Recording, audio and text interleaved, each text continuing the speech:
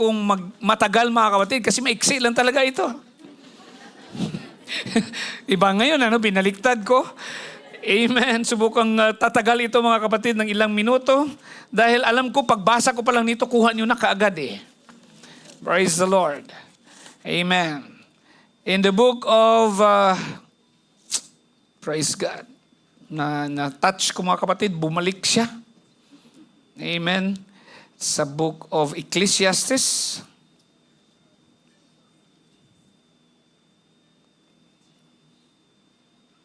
Nandyan ata? Wala pa. Alright. Nandyan na. Ecclesiastes chapter 10. Verse 10. Handali ha mga kapatid. Bigyan niyo ako ng few seconds. Dahil nung tinouch ko, bumalik siya sa ibig sabihin, nawala siya mga kapatid. Nagtampo siguro sa akin yun. Dahil sinabi ko, palitan ko ang mensahe. Alright.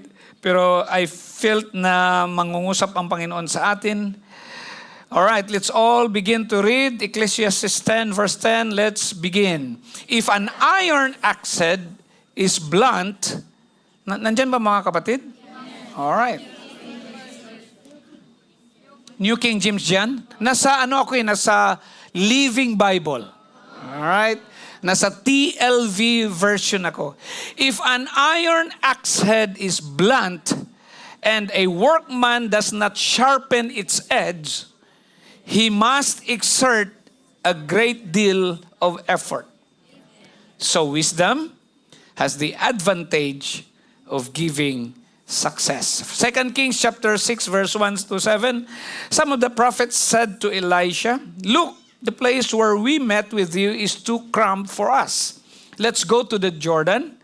Let's go to the Jordan. Each of us will get a log from there and we will build a meeting place for ourselves." He said, "Go." One of them said, "Please come along with your servants." He replied, "All right, I'll come." So he went with them. When they arrived at the Jordan, they started cutting down trees. As one of them was feeling a tree, the axe head dropped into the water. He shouted, "Oh no, my master! It was borrowed." The prophet asked, "Where did it drop in?" When he showed him the spot, Elisha cut off a branch, threw it in at that spot, and made the axe head float. He said, "Lift it out." So he reached out his hand and grabbed it. All right, Acts 1:8. But you will receive power when the Holy Spirit has come upon you, and you will be my witnesses in Jerusalem and in all Judea and Samaria and to the farthest parts of the earth. Parating ang linggo mga kapatid, naghingi ako sa Panginoon kung ano ang ipangaral. Ang narinig ko lang ay dalawang words, cutting edge. No? Ang titulo ng ating mensahe is The Cutting Edge. Alright? Hindi ko alam kung para lang ito sa graduates, pero I think applicable din para sa atin. No? Nung tiningnan ko sa salin translation mga kapatid sa Tagalog is matulis na talim. Pero I think appropriate ang matalas. No? Matalas na patalim. Okay? Basta, imagine nyo na lang yung matalas mga kapatid. Or matalim na patalim. Ganon ba yun? Praise God. Sa Bisaya pa or sa Cebuano, hait ah. No? Sa Ilocano, natadem.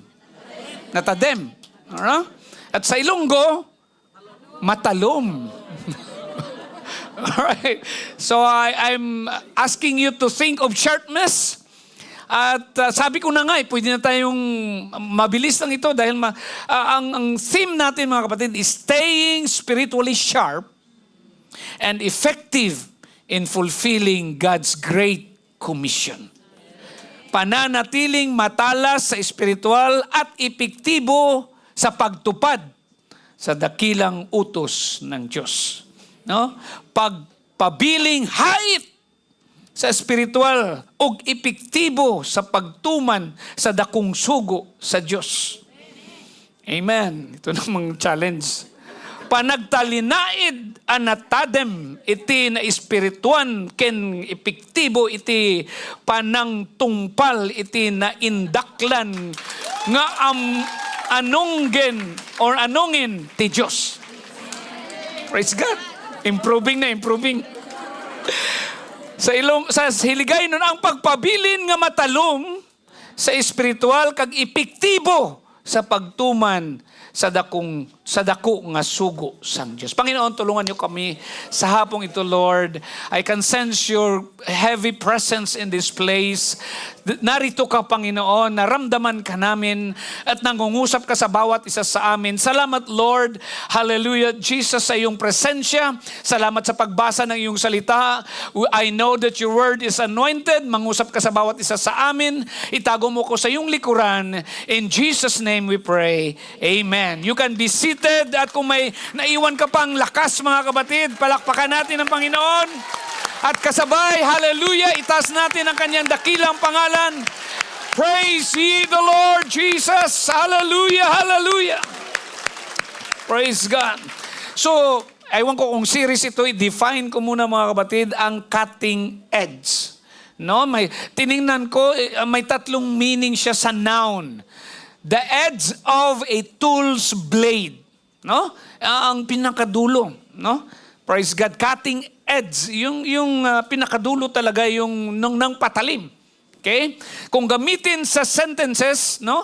Tools with cutting edges should be kept sharp, no? Pag ginamit sa word or sa sentence ang cutting edge, no? Praise the Lord. Ang isang meaning niya is, pwede tayong mag-dwell dito at applicable sa atin, is the latest or most advanced stage in the development of something. No? Gamitin natin sa sentence. Researchers at the cutting edge of molecular biology. No? So yun, cutting edge. Ibig sabihin, the latest, most advanced stage. Pangatlong meaning niya, mga kapatid, is a dynamic or invigorating quality. Praise God. Kung gamitin sa sentence, the campaign began to lose its cutting edge. Pero may adjective siya.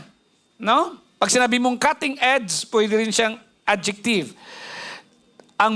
Sa adjective is at the least or at the latest or most advanced stage of development, innovative, or pioneering. That's why may sinasabi na cutting edge technology. Praise God. Praise the Lord. May story ako, mga kapatid. A lumberjack once joined a tree cutting competition. From morning to evening, he never stopped, while his opponent took a 10-minute break every hour. No? May isang mangangahoy na sumali sa paligsahan sa pagputol ng puno mula umaga hanggang gabi. Hindi siya tumitigil. Samantalang kanyang kalaban ay nagpapahinga ng 10 minuto bawat oras. At the end of the day, the man who took breaks had cut more trees. Pagkatapos ng araw ay mas maraming puno ang naputol ng taong nagpapahinga. How did it happen? The tired lumberjack asked, paano nangyari yun? Tanong ng pagod na mga ngahoy. His opponent replied, I wasn't resting. I was sharpening my axe. Sumagot ang kalaban niya, mga kapatid, hindi ako nagpapahinga. Pinatalas ko ang aking palakol. In ministry and mission, our greatest danger is not over busyness but dullness. We may be busy for God, but if we lose the cutting edge, we also lose our effectiveness. So may tatlo tayong binasa na scripture, Ecclesiastes 10:10. Sinabi doon, if the axe is dull and its edge unsharpened, more strength is needed, but wisdom will bring success. Kung mapurol ang palakol ay hindi ito hindi ito patalasin, lalong mahihirapan ang tao, ngunit ang karunungan ay nagdudulot ng tagumpay. Sa 2 Kings 6:5-7, Praise God, mag-quote na lang ako doon. The floating axe head, losing and regaining the cutting edge. Ito yung foundational scripture natin. Ang lumulutang na ulo ng palakol, pagkawala at pagbalik ng talim. Yun ang focus natin doon. At ang Acts 1:8, the Holy Spirit gives power to be witnesses. Ang banal na Espiritu ang nagbibigay ng kapangyarihan upang maging mga saksi. So point number 1, mga kapatid. Praise God. I hope matapos ako ng 4 o'clock. Before 4 o'clock. Number 1, recognize the need for the cutting edge.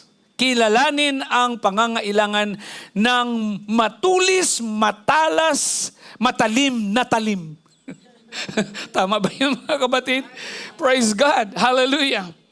2 Kings 6:5, the young prophet cried, "Alas, my master, it was borrowed."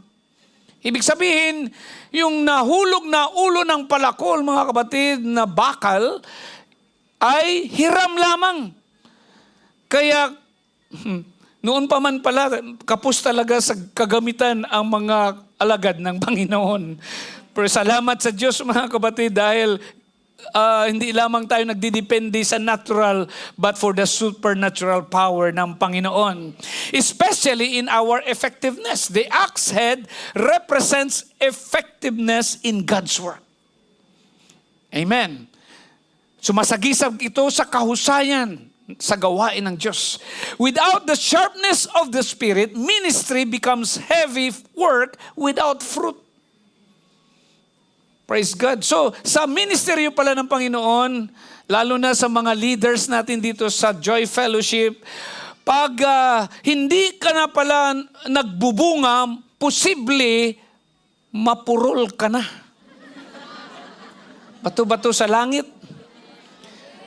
Marami tayong ginagawa, pero walang resulta. Amen. Praise God.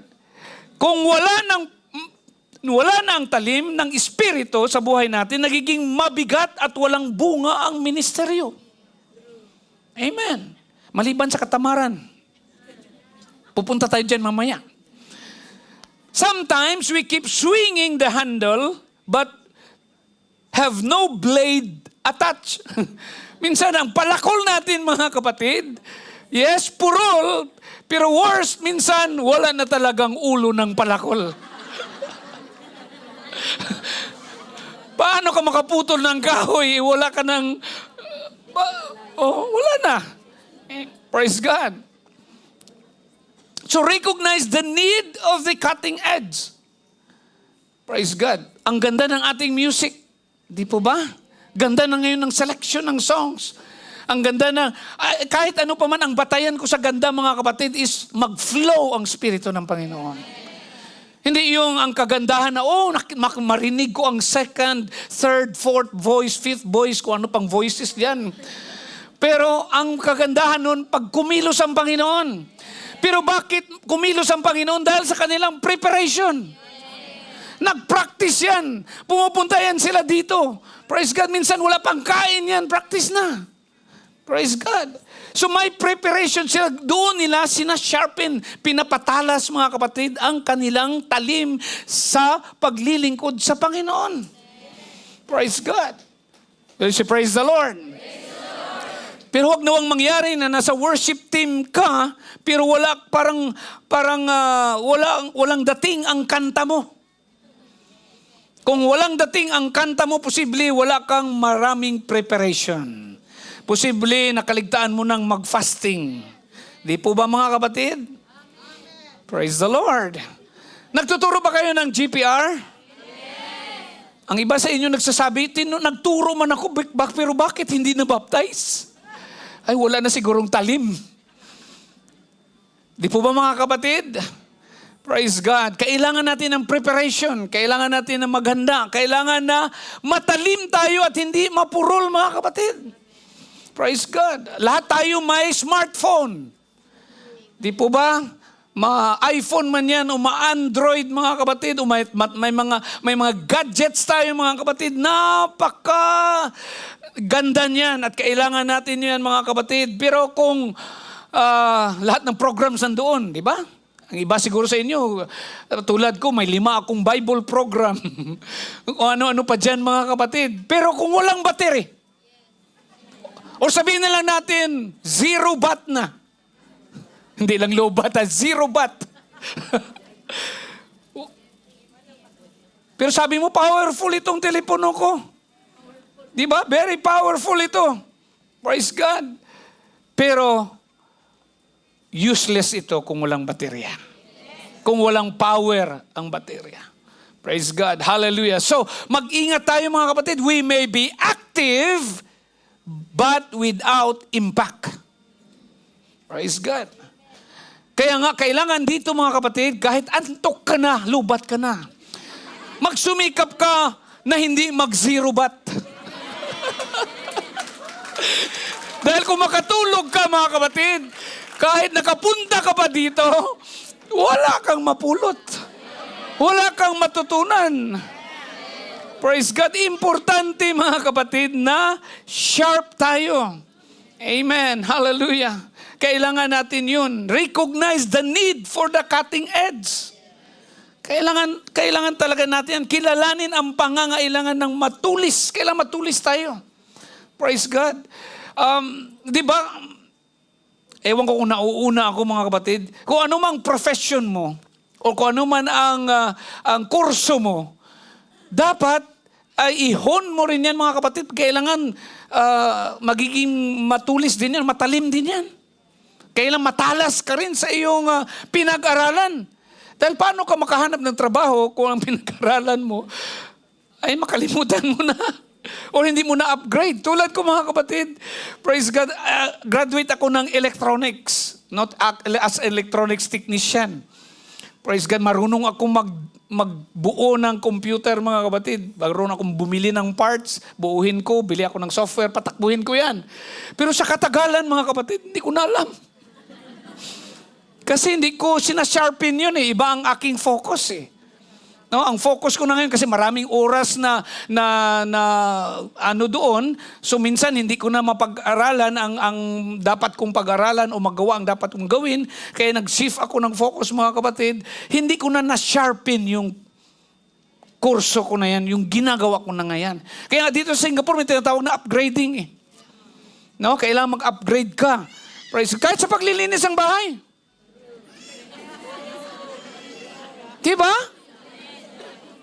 Kung old school ka sa paglilinis ng bahay, matagal. Marami ng power tools ngayon. Praise God. Mabigat nga lang. Tulad ng ang steam vacuum. Yung steam vacuum mga kapatid, ang ganda. Mag-steam ka na, maglinis ka. Pero ang bigat-bigat naman nilain. Pero at least mga kapatid, may improvement. Di po ba? Praise God. So, recognize the need. Sabi mo sa katabi mo, recognize the need. For the cutting edge, mga kapatid. Number 2, stay sharp through spiritual discipline. Salamat sa mga nag-graduates. Isa yun sa tinatawag na spiritual discipline. Praise God, na mananatiling matalas sa pamamagitan ng disiplinang espiritual. Praise God. Yun ang sa kanina, Ecclesiastes 10:10. Sharpening requires time and intentionality.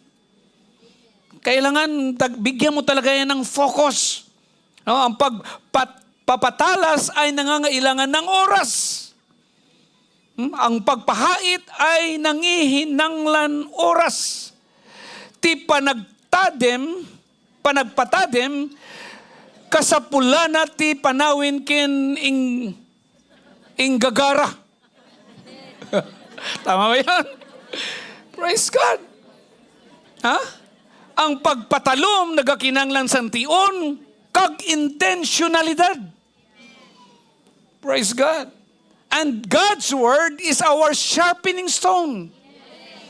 Amen. For the word of God is living and powerful and sharper than any two-edged sword, piercing even to the division of soul and spirit and of joints and marrow, and is a discerner of the thoughts and intents of the heart.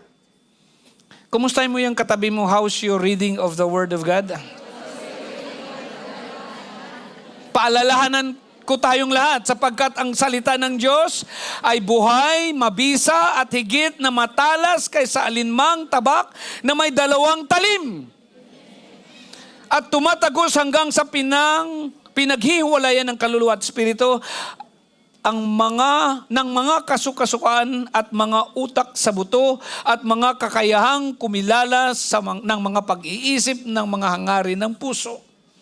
Sibuano ko mga kapatid, subukan ko talaga. Kaya ang pulong sa Diyos buhi o gamhanan ug mas hait pa kaysa espada nga duhay sulab. Mudulot kini sa kinahiladman sa kalag ug sa espiritu ug hangtod sa mga luta-lutahan ug sa utok sa bukog. Nasayran niya ang mga butang nga ginahuna-huna o ginapangandoy sang mga tao. Ilocano na tingnan natin ito. Si bibiyag ken nasamay ti sao ti Diyos na tadtadem ngem ti uray anya kampilan nga agsumbanger ti tadem na. Banger dito. Kabailan na asal puten ti pagsabatan ti kararuah ken ti espiritu. Amen. Ti nagsusuupudan ti tulang ken pata. Ti tulang ken pata. O kumena dagiti tarigagay ken pangpanunot ti tao. Amen. Kaya ang pulong sa Diyos buhi kagamahanan kag mas matalumpa sa espada nga duhang ang sulab nagadulot ini hasta sa kalag kag sa espiritu kag hasta sa mga luta-lutahan kag sa utok sang mga tulan. Nahibaluan niya ang mga butang nga ginahuna-huna kag ginahandom sang mga tao. Praise the Lord. Hallelujah. It is a tool God uses to convict, correct, and cut through every layer of who we are. The Word of God is alive, active, and essential to maintaining spiritual effectiveness. Amen. You need to stand in the Word, not only believe mga kapatid, but have faith also mga kapatid. Kailang panghawakan natin ito mga kapatid at para, praise God, lalakas ang ating pananampalataya sa Diyos. Ano pa? Prayer. Basic ang preaching. Prayer is where the Spirit hones our hearts. Jude 20. Of course, isang chapter lang ang Jude, mga kapatid. May ilang verses lang siya. Sa verse 20, nagsabi, "But you, beloved, building yourselves up on your most holy faith, praying in the Holy Spirit."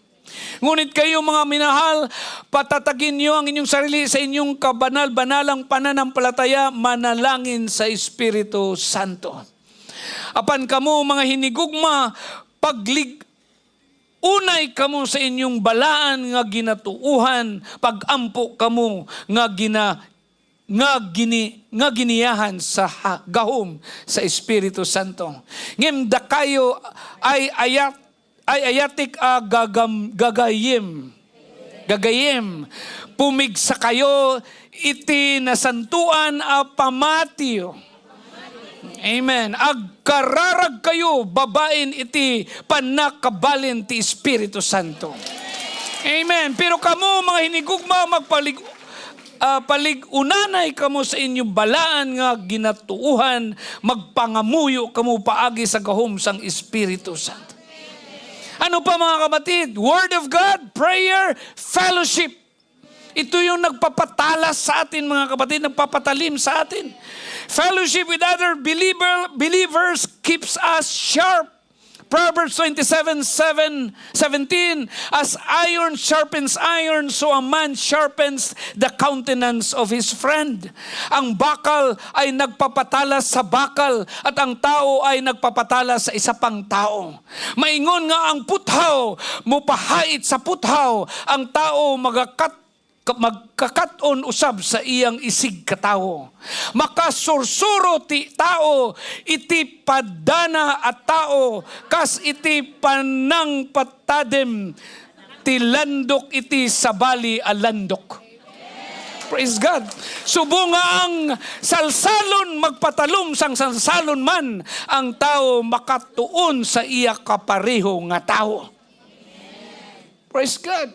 Hallelujah. Praise the Lord. So gumigising ka ba? At mag-Bible reading? Gumigising ba tayo? Or bago tayo matulog at manalangin? Praise God. May regular ka ba na pag-share sa salita ng Diyos? Ang iba purol na. Pag pumunta sa Lucky Plaza, diretso na lang sa food court. Hindi ko na sabihin diretso sa padadalhan. Dahil may online na may apps na tayo sabi kanina sa preaching sa umaga, hindi na kailangan na magkaroon ng excuse na hindi makapunta sa morning service. Dahil may online na Praise God. Yung mga pumupunta pa rin doon, I think ang kaparaanan niya, purol pa rin. Hindi na cutting edge. Cutting edge ngayon is magpadala ka ng pera, nasa apps na. Bakit niyo ako tinitingnan ng ganyan? Praise God. Do you have a regular prayer walk? Alam ko ginagawa natin ito sa ating magbukas tayo ng tawag nito, ng gawain. Ngayon, in-encourage natin, di ba, na kailangan face-to-face na ang ating care group. Praise God, malapit na talagang babalik ang Panginoon, mga kapatid. I think, kaunting na lang yan, kaunting panahon na lang. Makikita natin ang gulo, mga kapatid, ay hindi lamang sa gyera sa ibang bansa. Kung hindi, mga kapatid, di ba, lately lang dito sa Singapore ay pinagbawal na ng gobyerno ang vaping. Dahil makaturta na yan sa isip dahil may drugs na nakapasok doon. Praise God. So, ang violence, makikita natin na naging violent na ang tao. More than before. Mabuti na lang yung during pandemic is pwede pa silang ikulong sa kanilang bahay. No, mapigilan pa. Yun ang ibang klaseng sakit naman yun, mga kapatid. Pero ngayon, magulo na ang buhay. Sabi nga sa ating pag-aaral, mga kapatid, I think sa GPR natin, na violence ay maging ordinaryo na lang sa panahon na babalik na ang Panginoon. Praise God. Kaya kailangan, anong sabi dito? Stay sharp through spiritual discipline. Alam niyo ba, soldiers clean and maintain their weapons daily even in peacetime. Why? Because if it's rusty in the heat of battle, it's a death sentence. Totoo. Yung mga military, National Day kahapon, mga kapatid, yung nagpaparid, marinis yung kanilang baril. Dahil hindi yun, kahit walang bullet yun, walang bala, mga kapatid, pero hindi mag-click yun kung hindi malinis. Number 3, dahil mag-alas 4 na, guard against losing the cutting edge. Ingatan na huwag mawala ng talim. Revelation 2:4-5. Praise God. Putulin ko ang scripture, mga kapatid. Sabi dito, you have forsaken the love you had at first, or your first love. So anong payo doon? Repent and do the things you did at first. Iniwan mo ang iyong unang pag-ibig, magsisi ka at gawin mo ang mga bagay na ginawa mo noong una. Ang inyong paghigugma kanako, karon dili na sama ka ni adto. Pag hinulsol ka mo, ug buhatan ninyo pag-usab ang inyong gibuhat kani adto. Saan nakon nga ay ayatin akas ididamo. Agbabawi ka, ket agbiag ka, akas idi nang rugi ka anag Kristiyano. Hindi ko naintindihan yun. Sabi sa siligay na ng inyo paghigugma sa akon subong hindi na pariho sang una. Gani maghinulsol ka mo, kaghimuan ninyo liwat ang inyo mga ginahimo sang una. I think sa Ilocano pagka-Kristiyano. Okay? Praise God. So losing passion for God is the first step toward dullness. No? Wala ka ng passion sa Panginoong Diyos. Yun ang first step toward dullness. Sin, complacency, and distractions can cause us to lose our edge. I think may 5 minutes pa ako. Now, magbigay ko ng example mga kapatid. Nandyan pa ba kayo? Praise God. Ano itong practical example mga kapatid wherein we will lose our cutting edge? Number 1, you used to be active in GPR, but now you prioritize phone scrolling and social media instead. May naipalit ka na doon. Praise God. Noon, pag marinig mo pa lang ang word na care group, parang sinusundutan na ang paa mo mga kapatid. Gusto mo nang pumunta. No? Kasama na rin yung makalaya sa trabaho. At salamat sa pangangaral ni Sister Velfa kaninang umaga mga kapatid na hanggang ngayon, praise God, inaasam-asam pa rin niya ang nadarating na ang linggo. Nandun pa rin tayo mga kapatid. Naramdaman niyo pa rin yan? Praise God, na sinabi niyo, you're thinking, oh, I wish tomorrow is Sunday. Ang iba hindi siguro no? Ewan ko lang. Yun ang practical application. Praise God. Ano pa ang application mga kapatid? Bato-bato sa langit. Totally neglecting the Word. We really stop reading the Bible consistently. No? We rely on Sunday sermons to carry us all week. No, ang Word of God mo na lang, dito mo na lang narinig. Pero sa sarili mo, wala kang pag-aaral. Praise God. We know scriptures, but they no longer cut us. Praise God. You were once excited for evangelism, but now work and busyness have taken over, leaving no time to share the gospel. Praise God. Ang iba naman is busyness over intimacy. Ministry replaces relationship. We serve God's house but forget to spend time with God Himself. Ang iba naman is unforgiveness and bitterness. Huwag tayong pumunta doon kasi pwede mo lang remedy na yun. Hidden wounds and grudges dull our spiritual senses. Merong iba nagsasabi, bakit siya nakatayo dyan sa pulpito? Mas spiritual man ako sa kanya. No? No. The word can't penetrate a hardened heart. So restoration starts with humility and admitting we've lost it. Balikan natin yung 2 Kings. Diba? Sabi na, alas, my master, it was borrowed. Praise God. So the prophet, the young prophet, asked Elisha's help, and God made the axe head float, restoring what's lost. Restoring what's lost is God's specialty. Kung dati man ay ganun kakainit, pwede nating panatilihin yung mga kapatid. Praise God. Will you stand? The Great Commission is the true cutting edge. Amen. The Great Commission. Although mga kapatid, sa Hebrews 4:12, mabasa natin doon that the Word of God is our cutting edge. Amen. Hallelujah. Because it separates the truth from lies, light from darkness, life from death. Praise the Lord. And without it, our faith becomes dull, our convictions grow weak, and our walk loses direction. But the Great Commission, mga kapatid, is the true cutting edge, ang tunay na matulis na talim. Dahil ito yung utos ng Panginoon sa atin. Praise God.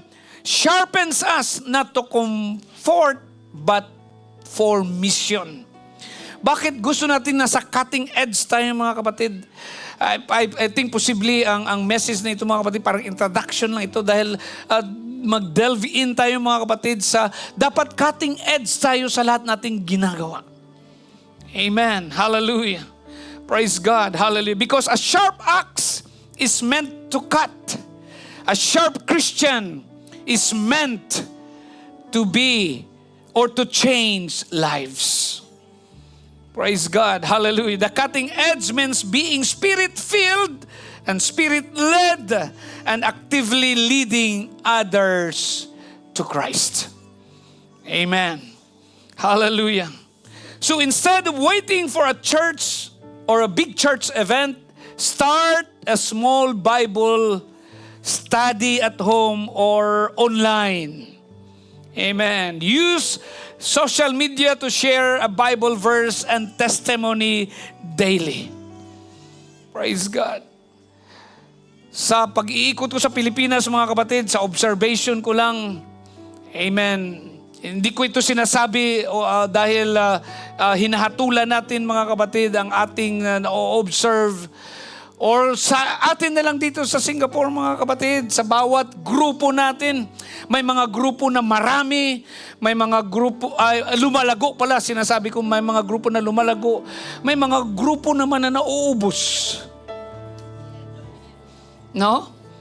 Praise God. But in the light sa message na ito, mga kapatid, I believe